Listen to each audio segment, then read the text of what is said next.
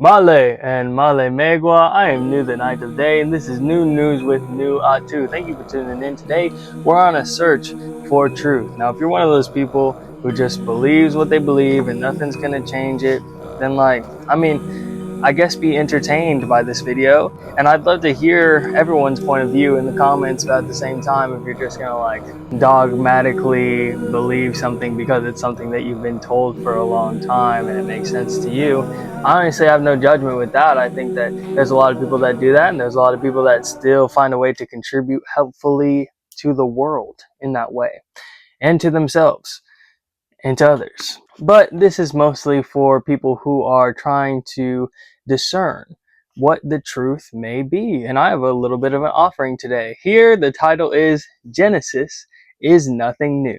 First, starting off with, I have the King James Version of the Bible here. Sometimes I am going to paraphrase, guys, just because, it's a lot for me to write this down in handwriting. But for the most part, I'm keeping it word for word. John 1:1 says, "In the beginning was the Word, and the Word was with God, and the Word was God."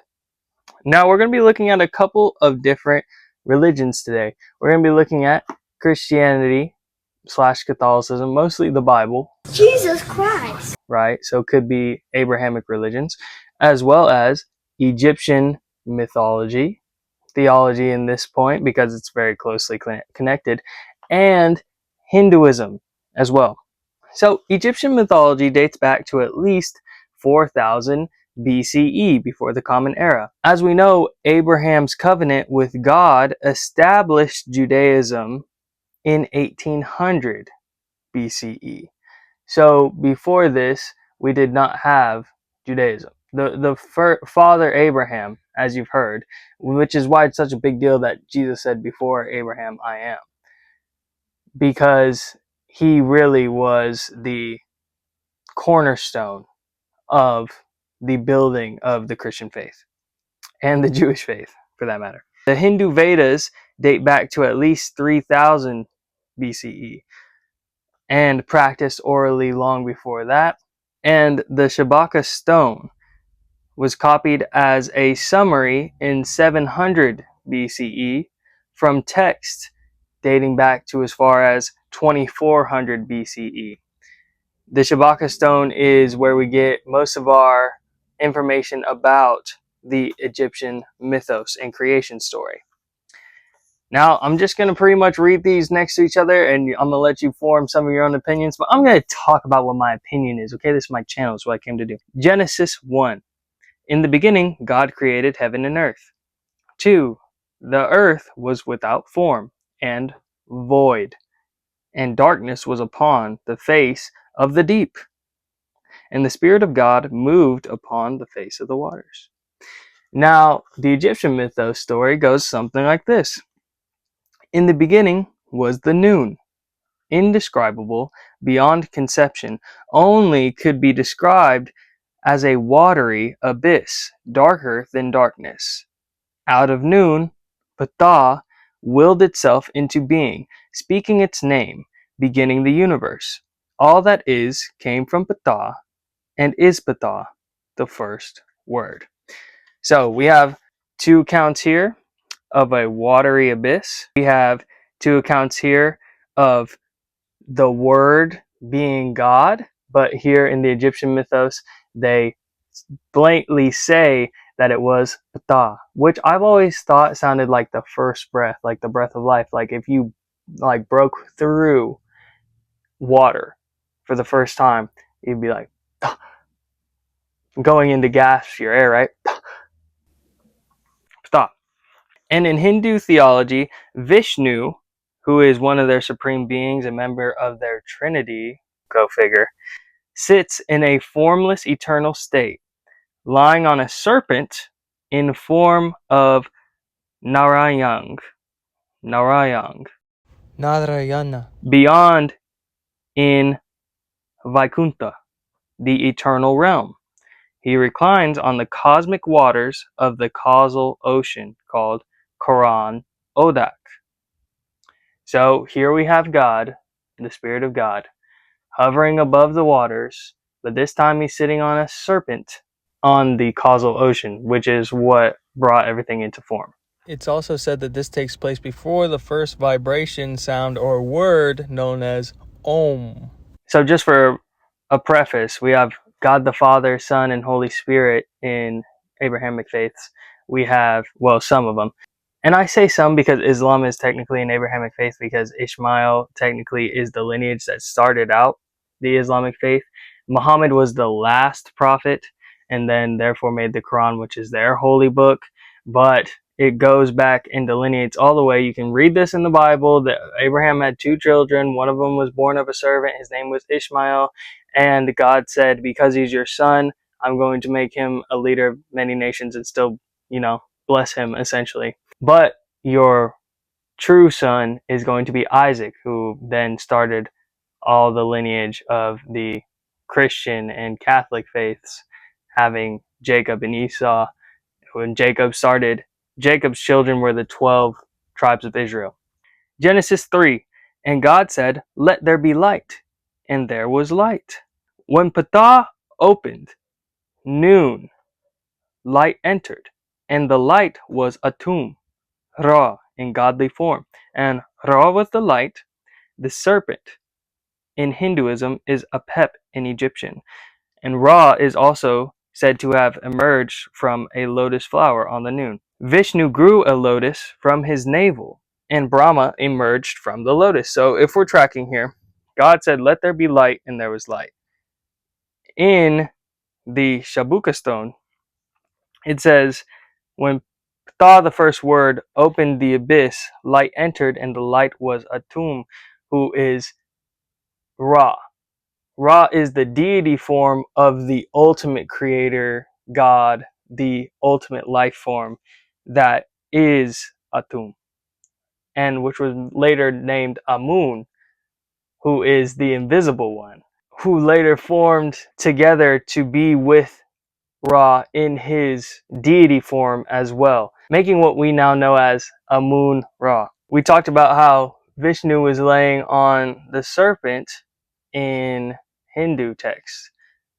In Egyptian texts, it says that there was 2 things that came out of Noon, the abyss, because the Noon wanted to, one, start life, but also wanted to stay stagnant and chaotic. And so what happened was Amun was created out of this, and so was Apep, this serpent, and the 2 were order and chaos, life and non-existence. And out of this was born a big struggle between the serpent and Amun. Amun eventually escaped and was able to issue forward more life into the noon, far away from Apep, who constantly tried to swallow life back into the noon.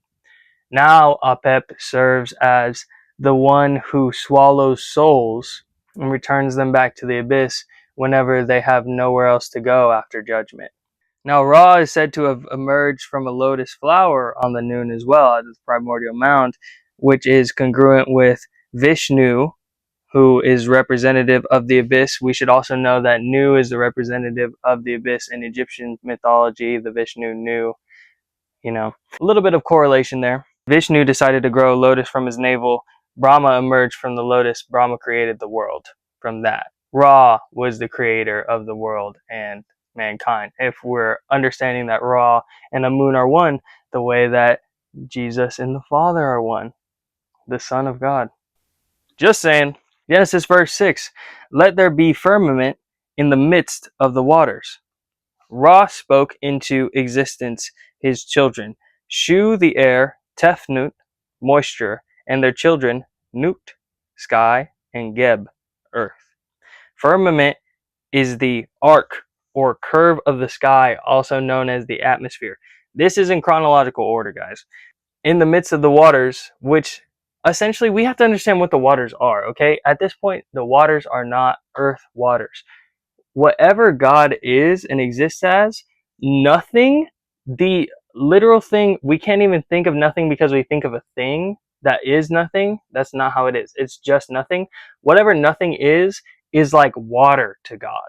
Okay? When God made out of space, the abyss, a firmament, an atmosphere, is the same thing as when Ra, God, in the Egyptian theology, spoke into existence his children, air, moisture, sky, and then earth.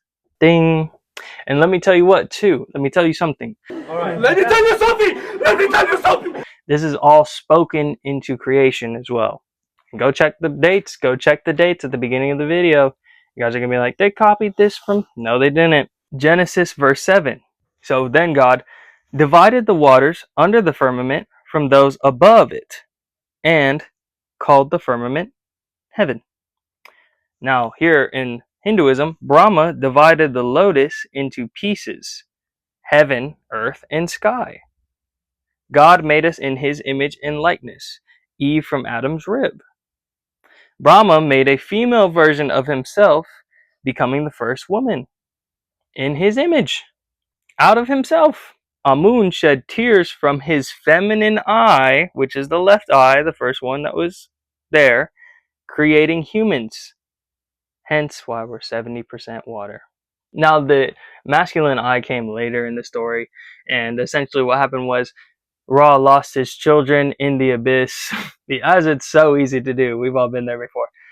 And he sent out his eye to go find them, and he realized that he needed another eye to see and be able to stave off Apep should he find him in the abyss. And so that is where the masculine eye was created. Now, why do I even bring this up? Is it just to ruffle some feathers? Is it just to make you squirm and be like, oh, this guy is a false teacher. He's talking about historical events and crossovers between religions. I can't believe it. Beware the false teacher. Look, guys, we're more alike than we think. Okay? I believe we serve the God of the one true reality that is an extension of God itself. Our egos are the serpents, like the one around Shiva's neck. A devil on our shoulder, preaching separation. It tightens itself like a noose until you lose consciousness, the underlying consciousness that connects all things seen and unseen. Okay? There's a lot of... Don't be so narrow-minded in your own one true religion that you do not feel like you can listen to things about other religions.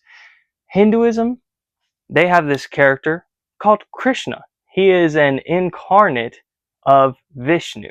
There are 9 incarnates so far. There are 10 total. Kalki's pulling up. There's so many similarities, guys. They say Buddha was also an incarnate. I think Christ was a incarnate of Vishnu, the supreme being, as well. Because we don't, in Hinduism, recognize Jesus as the 10th incarnate yet. Why? Because he is not returned. The Messiah, the first coming of the Messiah that the Jews are waiting on, that the Christians believe will be the return of Christ, and that the Hindus believe is the 10th and final incarnation of Vishnu, who will pull up on a white horse with a sword, bringing an era of peace and co-creation the exact same way the Christians believe that Jesus is going to pull up.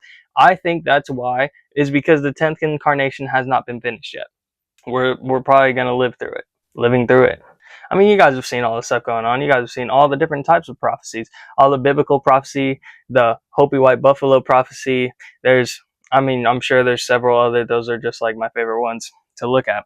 But my point is, doesn't it make more sense to you that there's an elephant analogy? All these blind people, like 6 of them, are touching different parts of the elephant, and they say, oh, this elephant is this, and they describe the leg. Oh, this elephant is this, and they describe the tusk. So many different parts of the elephant, right? And then somebody says, actually, this elephant you guys all described correctly, and at the same time, you have no idea how grand and beautiful the full picture is. Hinduism, Krishna, this is what I was talking about Krishna for. Krishna talks about there being a multiverse, that Brahma, the creator of this world in this lifetime, is not even the only Brahma, and that there's multiple dimensions. He was talking about this in gosh, I don't have the date right now, but long before, maybe they try to say maybe around 3000 CE. Either way, whether it was Christian or not, people were conceptualizing this in this faith before we were even into the common era. And now we have string theory and things of that nature. Scientists are looking into the possibility of the way that we build concepts in different dimensions and the prospect of what different dimensionality would look like between objects in relation to dimensions like the third, right? So either way, some pretty incredible stuff that you'll find. And I think that what it's done is it helps me, at the very least, put some of the puzzle pieces together. Because we talk about the waters of creation in Genesis, but what does it matter? What does it matter? Well, in the Egyptian theology, it is its whole entity. It's a whole entity. And it's a whole unborn entity that went into conflict about whether it wanted to come into life or not. And so it separated itself into two aspects of order and chaos, and those two fight to try to find balance for all of eternity. Well, until all returns back to noon.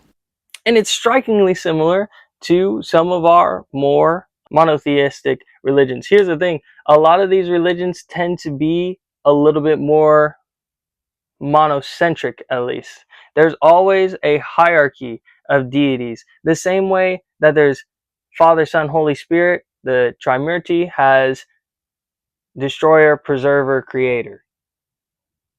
And they are all one, the same way. But we consider Christianity monotheism. But we have all these angels that we can call on for guidance and help and all this stuff, right? And that are supposedly fighting for us. But it's nothing like these other deities that are like below these other ones. Same thing with Egyptian mythology. Ra, the sun god, is at the top. I don't know, I'm just saying there's a lot of things that when you're looking for the truth, to me what it makes sense is that there is a supposed other side, and it is intertwined and interwoven with everything that is on this side. It is the full picture, and we do not have the full picture, but sometimes we get slices of it. And so what happens is we all get the same transmissions through consciousness of the entire universe and beyond in our reality here. And that is the God that we're all trying to piece together, that we will never ever have full conceptualization of until we are completely made in the presence of that God, which is something that you can get closer to in this lifetime, which is what a lot of religions preach anyways.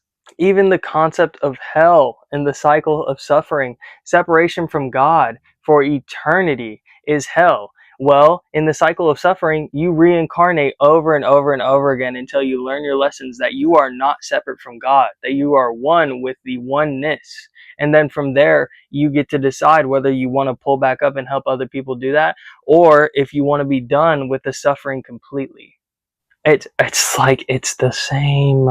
But all of the religions have strict dogma. Well, not all of them. Most have strict dogma, just in the West where I am at the very least.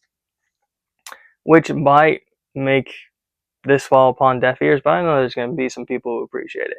So I appreciate you watching to the end if you've made it this far. Let me know what you think. I think there's a lot of similarities, and that, I stopped halfway, but this is like, the cornerstones when we talk about some of the claims that seem to be exclusive, as like to how there's a science-based creation story in the Bible that's different than everyone else, and we're exclusively made in the image of God, which is different than everyone else, and this and that, and God only he incarnated for us, and that's exclusive from everyone else. So just pick your brain, your heart, your soul, your mind, your spirit, your body. And thanks for creating community with me. If you enjoyed, please like, please subscribe. Thank you for 69 subscribers. Nice. And as always, if nobody's told you today, or if everyone has, I'm proud of you. I love you, and I trust you to keep being your best self. As always, God bless, Wa love, Yah guide, and be new, or whatever you'd like to be. And I will see you guys on the next video. Thanks for watching.